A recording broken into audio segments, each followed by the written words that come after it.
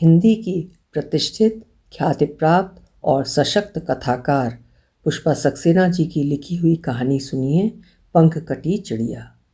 पुष्पा सक्सेना जी प्रवासी कहानीकार हैं। प्रस्तुत है कहानी पंख कटी चिड़िया।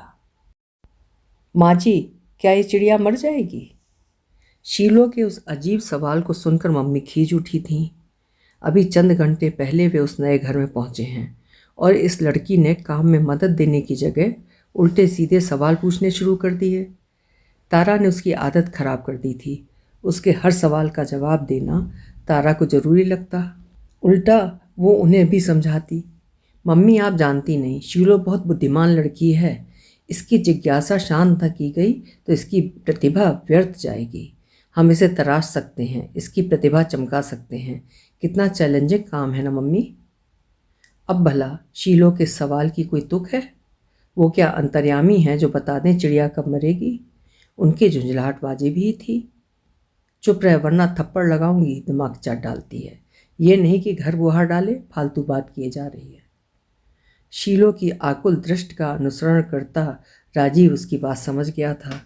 कमरे की बंद खिड़कियों के बावजूद खुले दरवाजे से सबकी दृष्टि बचा एक गौरैया कमरे में उड़ाई थी। बाहर निकलने को व्याकुल वो नन्ही चिड़िया कमरे के आर पार चक्कर काटती हताश हो रही थी। सुनैना ने शीलो को डरा दिया था। देख, कमरा तो चारों ओर से बंद है, चिड़िया बाहर कैसे जाएगी? बस यूं ही चक्कर काटते काटते मर जाएगी। शीलो का वो सवाल इसी आधार पर था। शीलो और सुनैना दोनों समवयस्क थीं, पर दोनों की स्थिति में जमीन आसमान का अंतर था। सुनैना मम्मी पापा की दुलारी बिटिया थी और शीलो माँ बाप से तिरस्कृत उपेक्षिता थी। पर जिस परिवेश से वो आई थी उसका अंश भी शीलो में परिलक्षित नहीं थी। उसकी बुद्धि का लेखा जोखा बस तारा दीदी के पास था। मम्मी ने उसे हमेशा दुत्कारा, खासकर तारा दीदी के बाद तो मम्मी उसे मनहूस होने का उल्हाना देती। राजीव को अच्छी तरह याद है उस घर में शीलो किस मुश्किल से आई थी। तब पापा रांची जेल में जेलर के रूप में नियुक्त थे। अचानक एक रात जेल के अंदर से शोरगुल की आवाज़ें आई थीं। जेलर साहब जल्दी चलें, सोमवरिया ने अपनी लड़की को मार डाला है। क्या कह रहे हो श्यामलाल? कल तो उसे गोद में लिए घूम रही थी। लगता है आज फिर उस पर पागलपन का दौरा पड़ा है साहब। कसाई ने गला घोंट कर मार डाला। ओह माय गॉड, मैं तो पहले ही कहती थी उसे पागल खाने भिजवा दीजिए। मम्मी भय से कांप उठी थी। डॉक्टर को ले जब जेलर साहब वहाँ पहुँचे तो शीलो को गोद में लिटाए सोमवरिया लोरी गा रही थी। अन्य औरतें भय से दूर खड़ी तमाशा देख रही थीं। जेलर साहब के पहुँचते ही वार्डन सतर्क हो उठी थी। सर, सबको सोते पाए इस चुड़ैल ने लड़की का गला टीप दिया। वो तो मैंने देख लिया, वरना किसी और पर दोष आता। मैं पक्की ड्यूटी करती हूँ सर। उन बातों पर ध्यान न दे जेलर साहब ने सोमवरिया को डपटा था। बच्ची मारकर लोरी गा रही है, इधर दे बच्ची को, डॉक्टर देखेंगे। नहीं नहीं, डॉक्टर उसे सुई देकर मार डालेंगे। बच्ची को सोमवरिया ने जोर से सीने से चिपटा लिया था। जेलर साहब के इशारे पर सोमवरिया को चारों ओर से घेर लड़की उसकी गोद से छीन ली गई थी।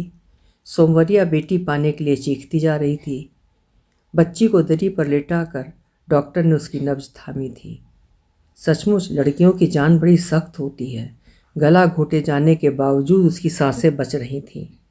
माँ ने खत्म कर देने में कोई कसर नहीं छोड़ी थी, पर विधाता ने उसे न जाने किसके लिए बचा लिया था।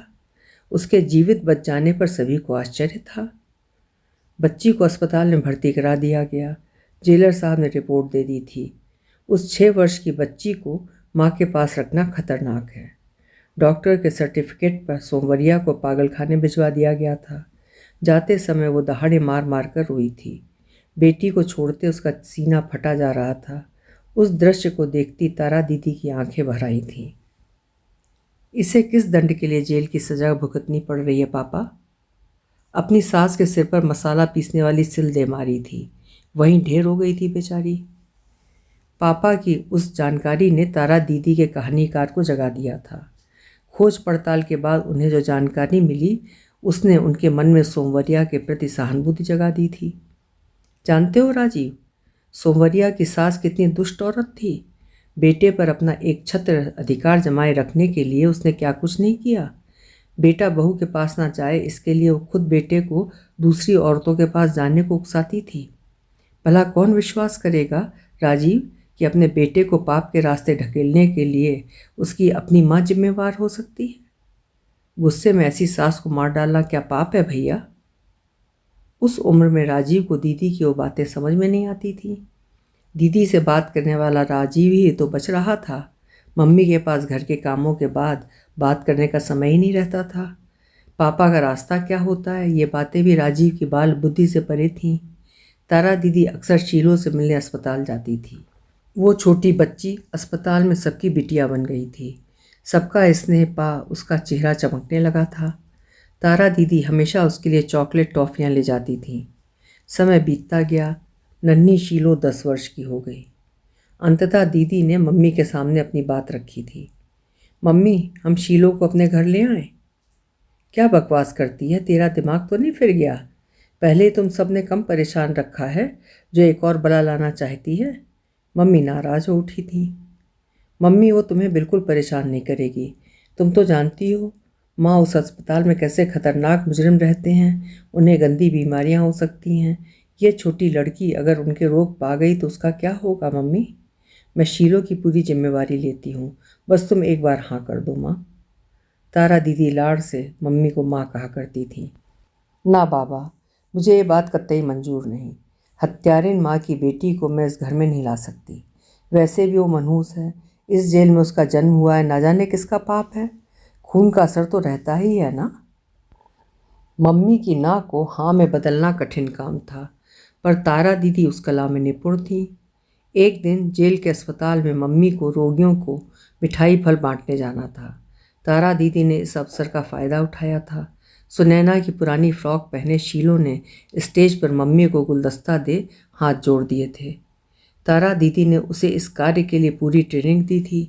मम्मी ने प्यार से उसके गाल थपथपा दिए थे। शीलो का मुंह प्रसन्नता से दमक उठा था। घर पहुंची मम्मी से फिर तारा दीदी ने मनुहार की थी। मम्मी, आप फिर सोचिए, एक लड़की का आप जीवन बना सकती हैं, वरना उस माहौल में रहकर वो भी अपराधी ही बनेगी। मम्मी उस दिन ना नहीं कर सकी थी, पर उन्होंने साफ हिदायत दे डाली थी, उस लड़की ने अगर कोई गड़बड़ की तो फ़ौरन उसे वहीं वापस भेज देंगी। उसकी जिम्मेवारी तारा को लेनी होगी। चोरी वोरी की तो वही जानेगी, वगैरह वगैरह। उसी शाम तारा दीदी शीलो को घर ले आई थी। उनके घर पहुंची शीलो विस्मय से घर निहारती रह गई थी। समवयस्क सुनैना की ओर उसने दोस्ती का हाथ बढ़ाया था, पर मम्मी ने उसे पहले ही समझा दिया था, उस लड़की से ज़्यादा बात करना ठीक नहीं, वरना तू भी उसकी जैसी गंदी लड़की बन जाएगी। सुनैना से उत्साह न पाकर भी शीलो उसके आगे पीछे लगी रहती। कभी कभी सुनैना अकारण ही उसे डांटती, पर शीलो तिरस्कार की घुट्टी पीकर ही बड़ी हुई थी। मम्मी उससे उदास ही नहीं रहती, पर तारा दीदी के लिए वो एक चैलेंज थी। पहले ही दिन उसके सिर पर पड़े जुएं मारने का शैम्पू लेकर जब वो घर आई तो मम्मी से खासी डांट पड़ी थी। अब इसके नखरे मैं नहीं उठा सकती। अरे रात में केरोसिन मलकर सो जाए, सुबह साबुन से रगड़ कर सिर धो डाले, जुएं साफ हो जाएंगे। मेरे पास फालतू पैसे नहीं हैं। पर मम्मी, ये पैसे तो मेरी पॉकेट मनी के हैं, आपका पैसा थोड़ी है। वाह, अब मेरा तेरा पैसा अलग हो गया। आखिर मेरे ही पैसे से पॉकेट मनी मिलती है ना।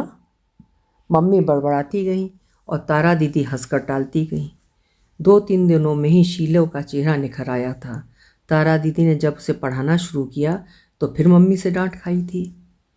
अपनी पढ़ाई छोड़कर तू जो इसके साथ माथापच्ची कर रही है, उसका कोई फ़ायदा नहीं होने वाला है। खून का असर कहीं नहीं जाता। देख लेना, जरा समझ आई नहीं कि सब ले दे कर गायब हो जाएगी। आखिर है किसकी बेटी? तारा दीदी ने मम्मी का कहा झूठ कर दिखाने की ठान ली थी। जब भी समय मिलता शीलो को साथ ले बैठती थी। उधर मम्मी अपने कामों के लिए जब तब शीलो को पुकार लगाती।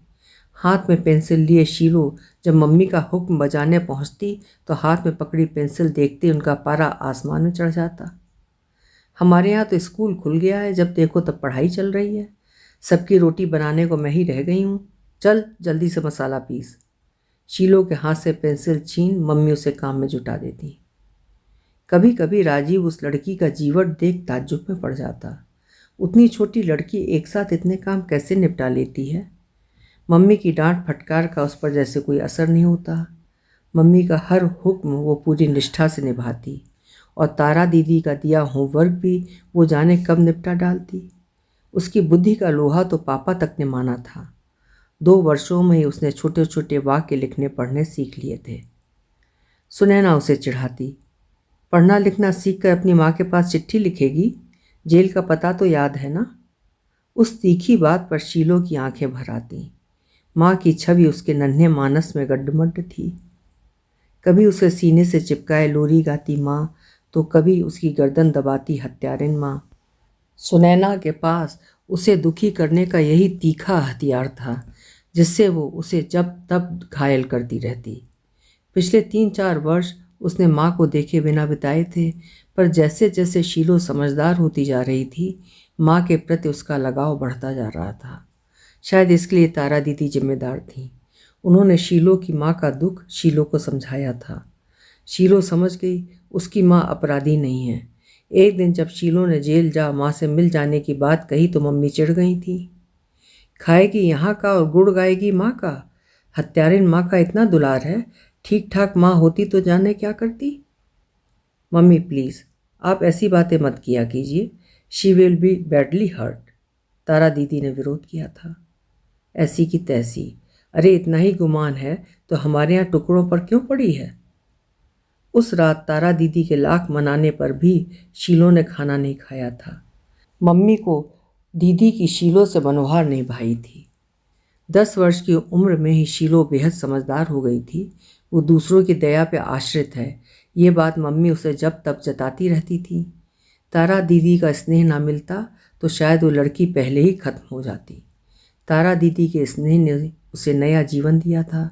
स्कूल में पढ़ने वाली सुनैना की किताबें वो धड़ल्ले से पढ़ जाती। कभी कभी तो जो सवाल सुनैना हल नहीं कर पाती शीलो कर देती। शीलो से सुनैना की चिढ़ की एक ये भी वजह थी। शीलो की प्रतिभा देख एक दिन पापा ने भी दबी जुबान में उसे किसी स्कूल में दाखिल कराने की बात कही भर थी कि मम्मी ने घर सिर पर उठा लिया था। पापा सहम गए थे। तारा दीदी कभी कभी राजीव से कहती, हम लोग एक ब्रेन डेथ के चश्मदीद गवाह हैं, अगर शीलो स्कूल जाती तो क्या कुछ बन नहीं सकती। राजीव की हाँ पर वो और भी ज़्यादा उत्साहित हो उठती। तो मैं सच बताऊं, ये लड़की हम सबसे ज़्यादा इंटेलिजेंट है, पर बेचारी अभागी है, वरना। तारा दीदी चुप हो जाती। अचानक एक दिन अच्छी वाली तारा दीदी कॉलेज से भयंकर सिरदर्द और तेज़ बुखार के साथ घर लौटी थी। मम्मी ने अदरक और काली मिर्च की चाय पिलाई थी, पर उनका बुखार बढ़ता ही गया। सिरदर्द और तेज बुखार से दीदी छटपटा रही थी। शीलो उनका सिर दबाती, मम्मी की हर बात पर दौड़ रही थी। कभी फ्रिज से आइस निकालती, कभी दीदी के लिए फलों का रस निचोड़ती, दूध गर्म करती। शीलो का मुंह पीला पड़ गया था। मम्मी दीदी की खाट की पाटी से लगकर बैठी थीं और शीलो दीदी के हर काम करती, आसपास चक्कर काटती रहती। अंततः बड़े डॉक्टर बुलाए गए थे। दीदी का परीक्षण करते डॉक्टर चौधरी चुप पड़ गए थे। आपने देर कर दी मिस्टर प्रसाद, उसे मेनिंजाइटिस है। सबको बिलखता छोड़ तारा दीदी चली गई थी। शीलो स्तब्ध शून्य में ताकती रह गई थी। उसका तो जैसे सब कुछ लूट गया था। मम्मी ने खाट पकड़ ली थी। उनकी तीमारदारी का दायित्व भी शीलो ने ही उठाया था, पर मम्मी उसे देखते ही कोसने लगती। अब वो शीलो बदल गई थी। उसके चेहरे की मुस्कान लुट चुकी थी। अपनी स्थिति वो समझ गई थी।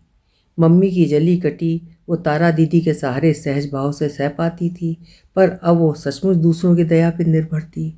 उस घर में उसका कौन था। जरा ठीक होते ही मम्मी ने शीलो को कोसना शुरू कर दिया था। इस कुलच्छनी के कारण ही मेरी सोने सी बेटी चली गई। मनहूस है, इसे निकाल बाहर करो।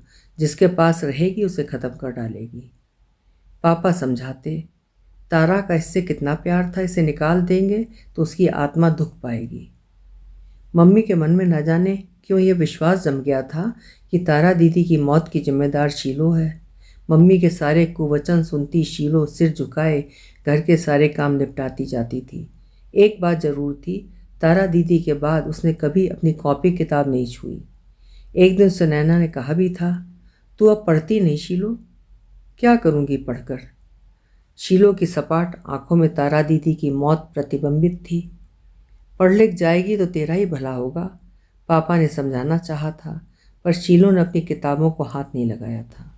राजीव देखता शीलो अक्सर तारा दीदी के कमरे में जाकर अपने आंसू पोंछ रही होती या उनके फ़ोटो को अपने फ्रॉक से साफ करती। तारा दीदी की मृत्यु के बाद भी उस कमरे में शीलो ने सोना नहीं छोड़ा था। सुनैना और राजीव उनके कमरे में जाना टाला करते, पर शीलो जैसे उसी कमरे में जाकर शांति पाती। निःशब्द सिर झुकाए काम करती शीलो को देख सुनैना भी उदास हो जाती। राजीव भैया, इसे क्या हो गया है? पहले कितना हंसती थी, मेरे साथ खेलती थी, पर अब तो जैसे ये जिंदा ही नहीं है। राजीव चौंक गया था। कितना ठीक कहा सुनैना ने। क्या पहले वाली शीलो मर नहीं गई, जो मम्मी की 1000 गालियां खाकर भी तारा दीदी के सामने खिलखिला उठती थी? सुनैना की झिड़की पर भी उसे मनाने की कोशिश करती, हंसती जाती थी। अब उसकी वो हंसी कहाँ गई? शायद वो समझ गई थी कि उसके लिए तारा दीदी के सुदृढ़ ढाल अब नहीं रही। अपनी नियति उसने स्वीकार कर ली थी। उस घर में वो सर्वथा अवांछित ही तो थी। पापा के रिटायरमेंट के बाद आज वे इस घर में नए आए हैं। पुराना घर छोड़ते शीलो कितना रोई थी। तारा दीदी का लगाया आम का पेड़ साथ लाने की जब शीलो ने कोशिश की तो मम्मी ने जिस तरह उसे कोसा, वो सह पाना उसे ही संभव था। खबरदार जो उस पौधे को हाथ लगाया, उसे यहीं रहने दे। तेरी छाया से दूर रहकर जी तो जाएगा, वरना तारा की तरह वो भी। मम्मी ने आंचल आंखों से लगा लिया था। बुद्ध बनी शीलो को देख सुनैना को तरस आ गया था। ये क्या मम्मी, आप बेकारी शीलो को डांटती रहती हैं? तारा दीदी को तो भगवान जी ले गए।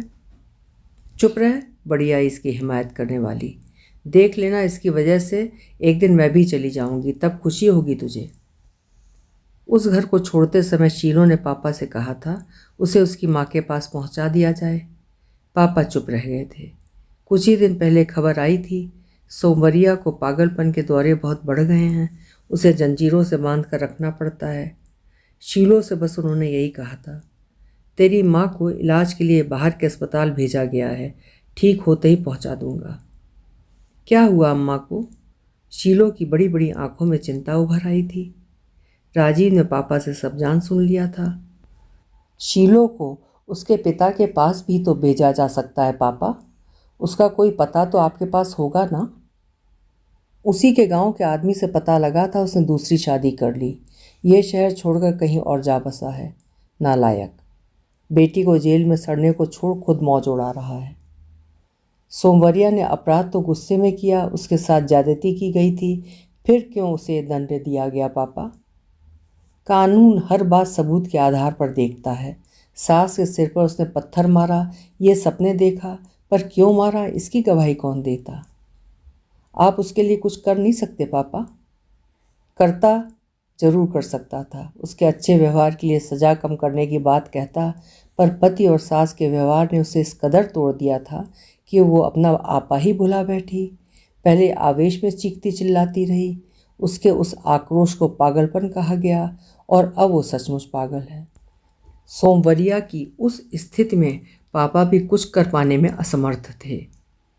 इस घर में आई शीलो ने अचानक अपने उस अजीब प्रश्न से राजीव को चौंका दिया था। एक हंसती गाती चिड़िया को क्या उन्होंने मार नहीं डाला? राजीव को बचपन की एक घटना याद हो आई। उसके साथ एक लड़के ने एक नन्ही चिड़िया के पंख कतर उसे क्लासरूम में छोड़ दिया था। इधर उधर भागती चिड़िया का असहाय रूप देख सब ताली बजाकर हंस रहे थे। शीलो क्या उसी चिड़िया सी नहीं जिसके पंख विधाता ने पागल माँ और निष्ठुर पिता देकर कतर डाले, और आज वो मम्मी की डांट मार खाती उनके क्रूर आदेशों पर असहाय सी दौड़ रही है? नहीं, उसे मुक्ति दिलानी ही होगी। किसी भी महिला संस्था में उसकी शिक्षा दीक्षा हो सकती है, वो स्वावलंबी बन सकती है। तारा दीदी का सपना उसे सच करना ही होगा। दृढ़ निश्चय के साथ राजीव पापा के कमरे की ओर चल दिया था। अभी आप सुन रहे थे प्रवासी भारतीय लेखिका पुष्पा सक्सेना जी की लिखी हुई एक हृदय स्पर्शी कहानी पंख कटी चिड़िया। आशा है कहानी आपको पसंद आई होगी। कल फिर मिलेंगे। आपका समय शुभ हो।